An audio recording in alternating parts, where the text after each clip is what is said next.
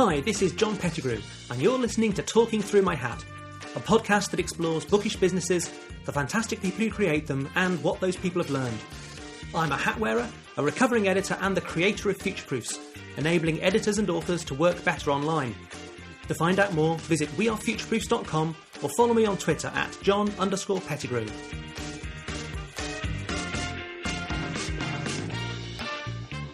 Welcome to this episode of Talking Through My Hat. Today I'm talking with Mindy Gibbons-Klein, an author, a TEDx speaker, and most importantly for today, the founder of Panoma Press and the book Midwife.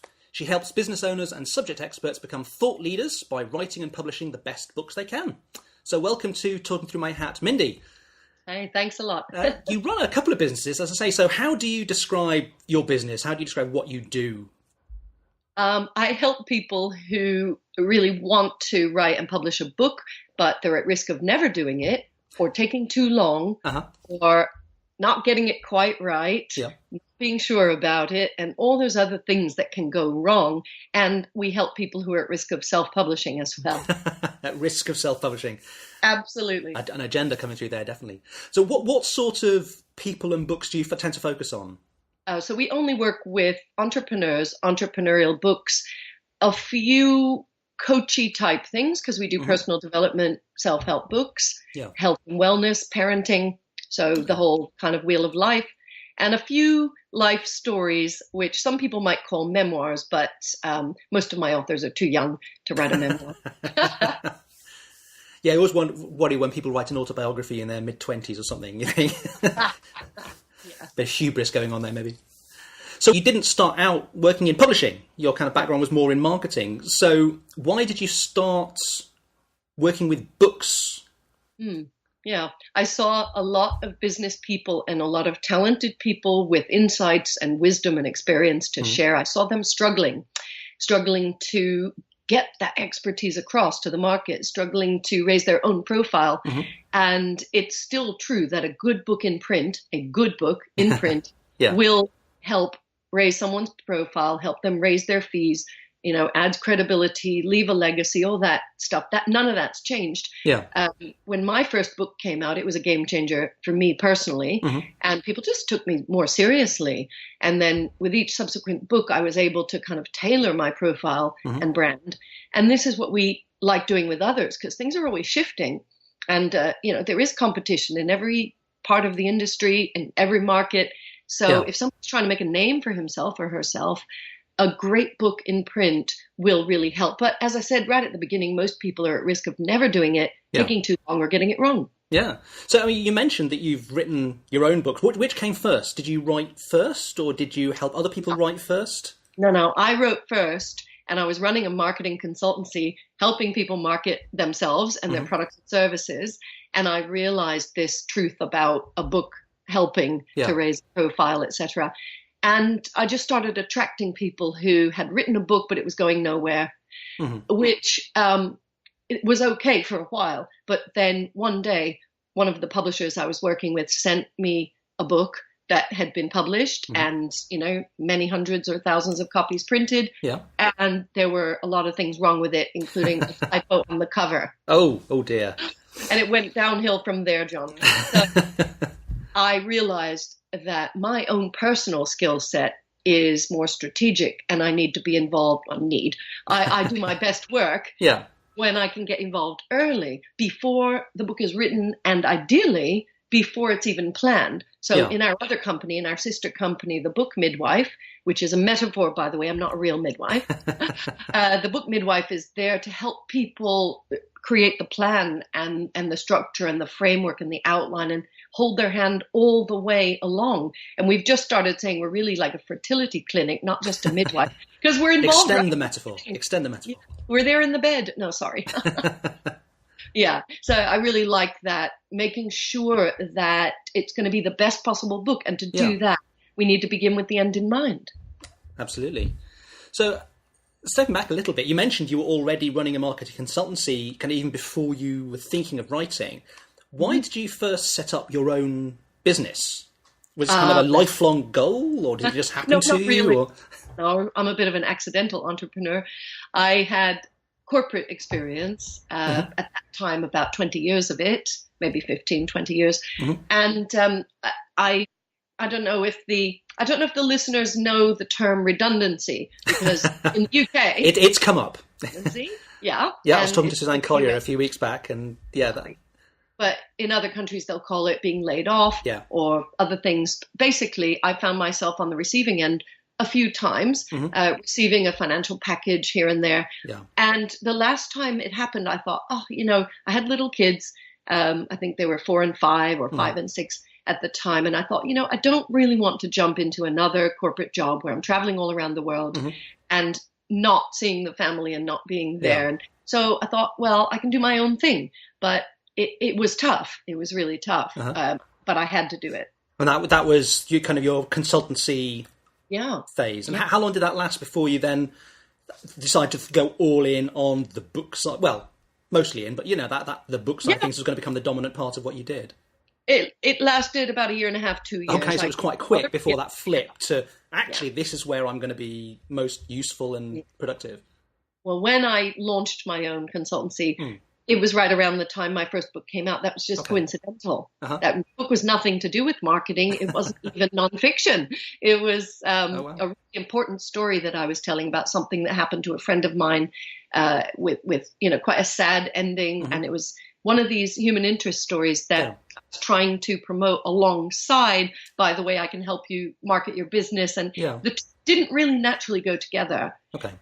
But I just began attracting a lot of people who wanted to plan, write, and publish books and market them, obviously. So it just kind of worked organically. But if you ask me, was it strategic? The answer is no. So it was a case that having that book there, even though, as you say, it was nothing to do with your business or your goals, people just noticed it and went, ooh, author, they can probably help me.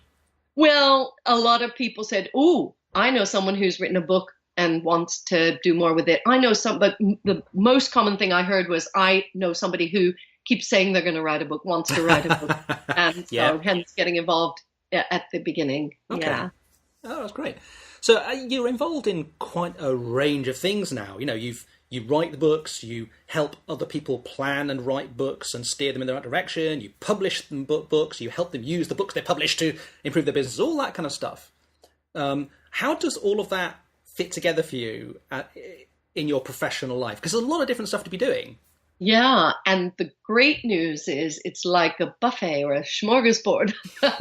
Because when someone comes to us now, in the early days, before I started the publishing company, people would say, well, I've already written my book. And I would say, I'm sorry, I can't help. So we have to turn people away. Oh. And now, whatever stage they're at, we can take a look and see if we can help. The one thing that we don't do, by the way, is we don't give editorial commentary on a full-length book that's been done. So if somebody has done a DIY job, do it yourself on their book, they haven't had any help or guidance or coaching, they've written 50,000, 80,000, 100,000 words, whatever they've got, we won't say, send that to us and we'll give you some comments, or we don't do developmental editing. We won't do anything subjective, really. Okay. And that, people don't understand that. You do development if you get involved early enough. Yes. But once it's fait accompli, there's kind of no point from your point of view. Okay. Exactly.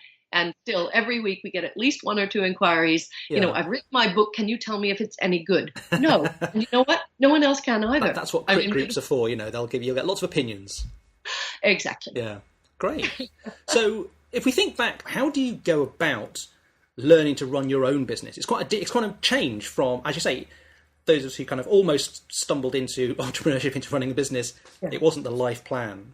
Where do you go for that? Do you read your books yourself? Do you talk to people? Is it the web or trial and error? All of the above. And I have been part of some very good peer group learning. So CEO groups, I've been part of 2 of them.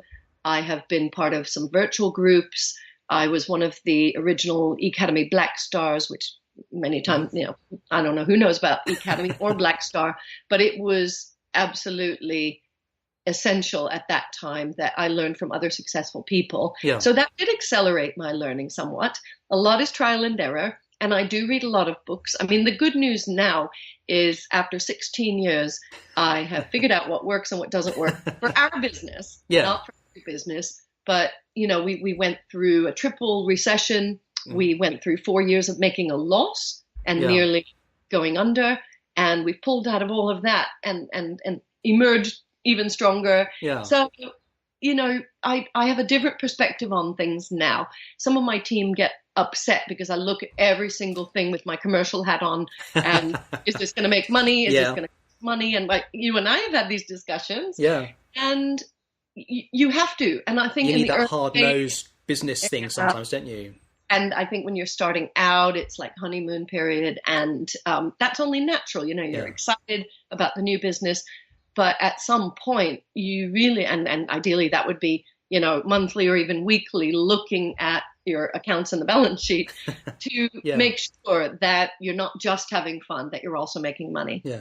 So I should say that when you first start out in business, even the first few years, you can be still driven by that initial honeymoon feeling, that thing, yes, I'm doing it, it's me, woohoo! Yeah. At some point, reality hits you and the passion isn't enough by itself. And a little bit of success helps. Yeah. And this kind of stuff. I mean, when you're looking at that kind of stuff, you say you're looking at the figures, quite regularly, this kind of stuff. Are you a person who is driven by that detail side of it? Here's the plan and here's where we are and we need to make those fit together. Are you driven by the passion of the big picture? Is it a mixture of those for you? I mean, where do you kind of steer that? Yeah, it's a balance. And so there are times when I think you're more focused on the numbers, as in the VAT quarters, the end of the tax year. Certain jobs have to be done at those times.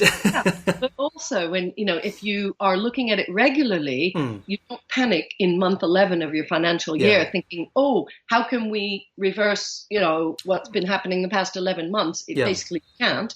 So to be aware of what's going on and to be in control. I mean, we call ourselves managing directors. So we should be managing the business and directing it. Yeah. And that's something that I think a lot of people forget about. It's not fun. And for those of us who love the big picture stuff, you can outsource a lot, but you can't really outsource the managing and the directing of the business. You can take, a lot of advice from of your partners. I mean, my accountant is really helpful because the things that I don't really understand, he explains. But you can't know everything, can you? You need to have a hand in everything as the MD, the CEO. But you can't actually be an expert in it all.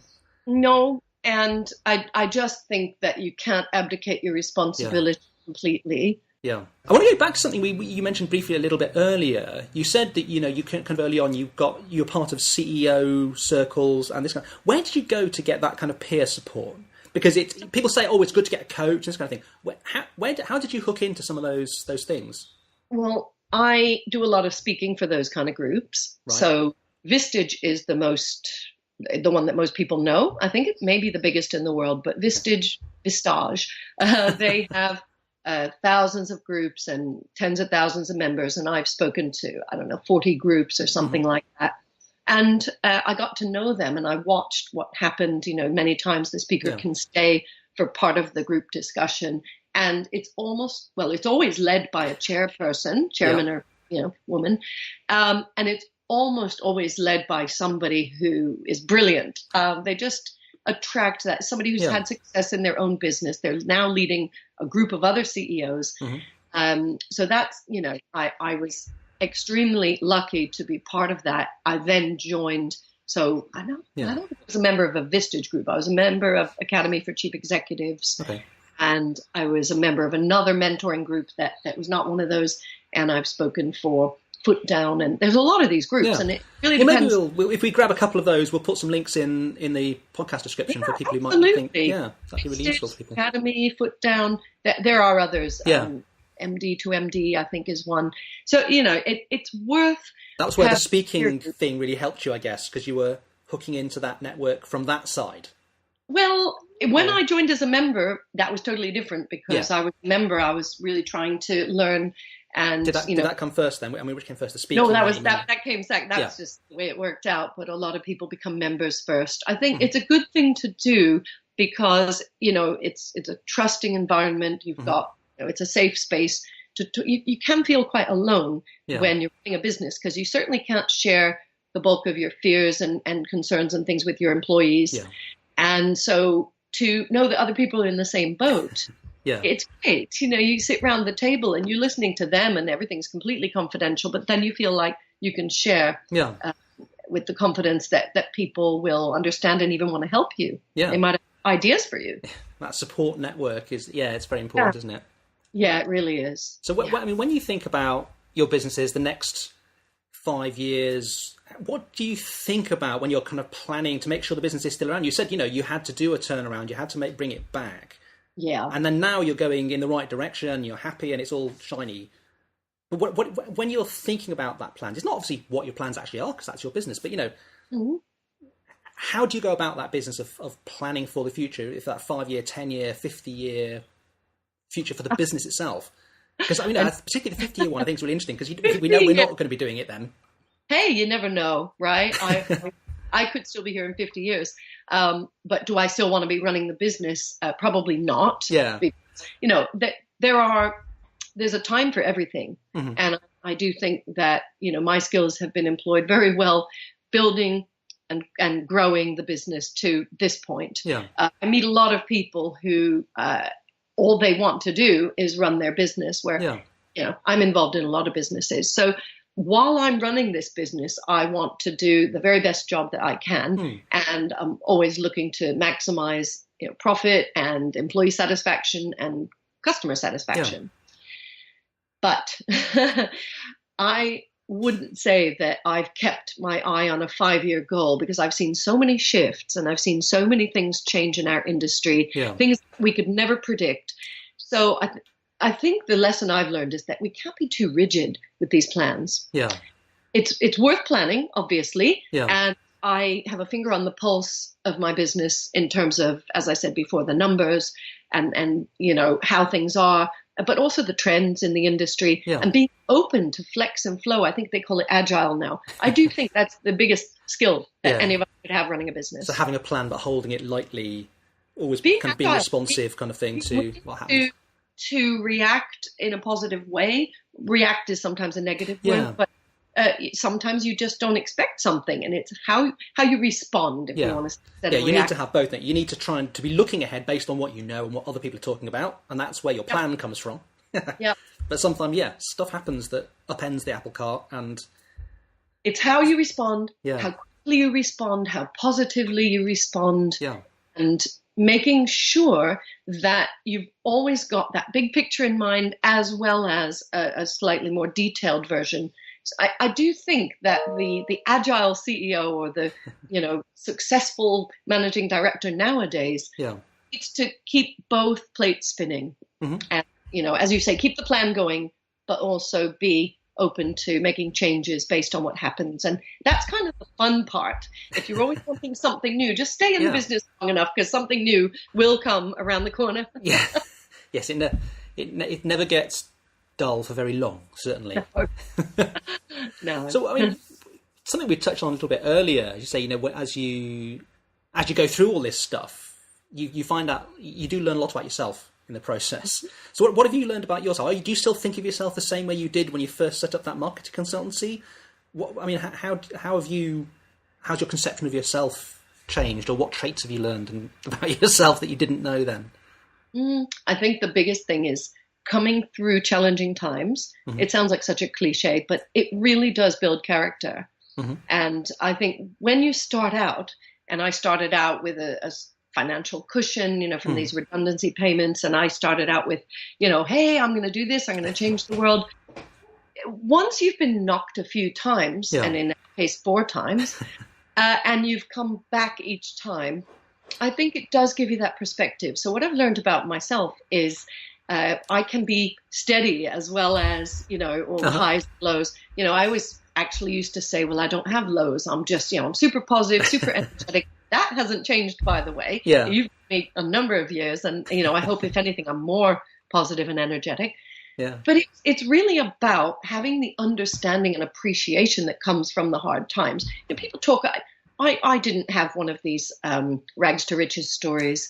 you have people who go through really challenging and hard times, difficulties in their childhood, poverty, homelessness, sickness, whatever things come up. And then whatever doesn't kill you makes you stronger. It's so true. Yeah. So I've learned to appreciate everything, even the hard times, the bad times, that, because they're doing something for character. And for me, and that's all I need to do is worry about myself right now. Yeah. I'm leading this, empire with 4 brands in it, the 2 spoke about and 2 other companies. And I have a job to do. So I feel, whatever comes up, I'm going to handle it because I've proven that I can handle things. There's that kind of confidence in yourself. Yeah. Yeah. That's one of the things about getting through trouble, isn't it? You can't know how you respond to it until it happens. Right. And knowing you can get through is really important. So what is it that you find hardest about that, running the businesses? Because we've talked about finance and all the little day-to-day stuff, and there's the passion, there's the strategy and stuff. And some of the things, obviously, we all find easier than others. So which are the ones, though, that are hardest for you? We have a lot of moving parts in the business, as my old FD used to say. A lot of moving parts. There are. Yeah. And there are a lot of stakeholders. There are a lot of suppliers. We have many different parts of the process from, the editing, design, printing, ebooks, listing, and then obviously launching, ongoing sales and distribution. Yeah. You must have about 40 to 50 different organizations and freelancers that we work with, maybe more. That's the difficulty, managing that very complex organization with all the moving parts. But also, we're human. Even the organizations have humans working for them.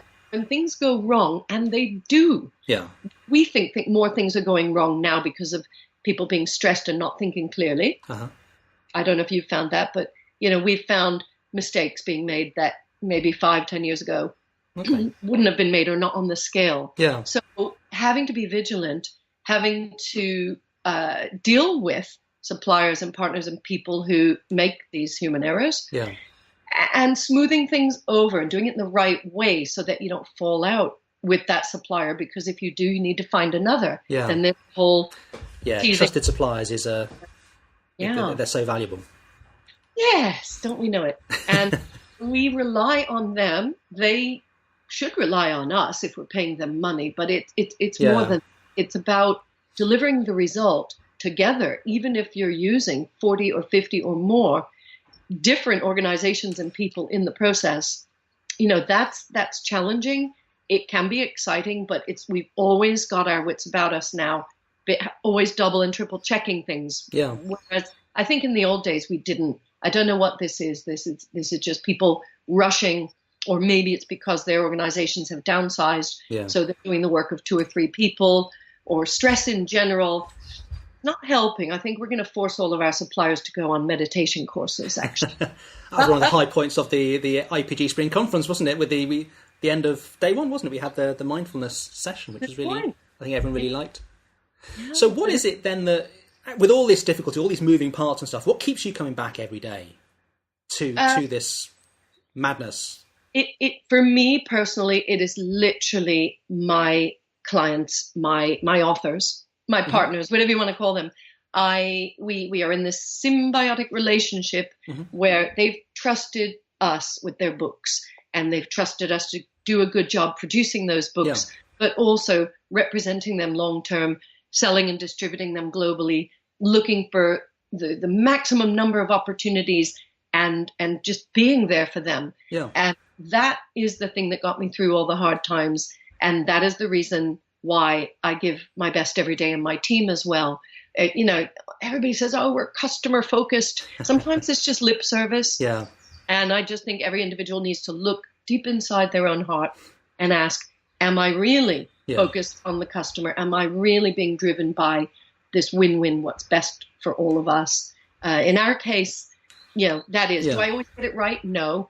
And yet that's what's driving me to, fix it, make it better, and to keep going and to make it even better in the future. Brilliant. Well, thank you very much, Mindy. Thank you very much for your time. It's been a really interesting conversation. Great. Thank you. I want to thank Mindy again for that really excellent conversation. I really recognise her experience of finding her business by answering an unexpected need. You think you start off in one direction, you end up going somewhere different, and I think that's something probably a lot of us can relate to. And also, of course, she's got a great emphasis on supporting people, supporting her employees, supporting her authors, supporting her suppliers, those relationships that are really important as well. But of course, also finding support yourself as the person who's kind of running the thing. I'll add some URLs into the podcast description for some of those organisations you mentioned, Vistage, Academy for Chief Executives, that kind of thing. So if you're interested in that, go and have a look in the podcast description. Of course, also, if you want to go to myhat.wearefutureproofs.com, don't forget you can sign up to our mailing list where you'll get emails every week reminding you of the current week's podcast and what's going on with that, plus links to other industry news that has struck me in the previous week. Next week, I'm talking to John Aspirian, who is, for 8 years, has been director of the Society for Editors and Proofreaders, and is also a relentlessly helpful copywriter. So come back and hear about him talk about how he runs his business, and particularly the excellent use he makes of social media, LinkedIn and blogs. So if you're interested in that kind of stuff, come back to that. Thank you very much, and I'll see you next week.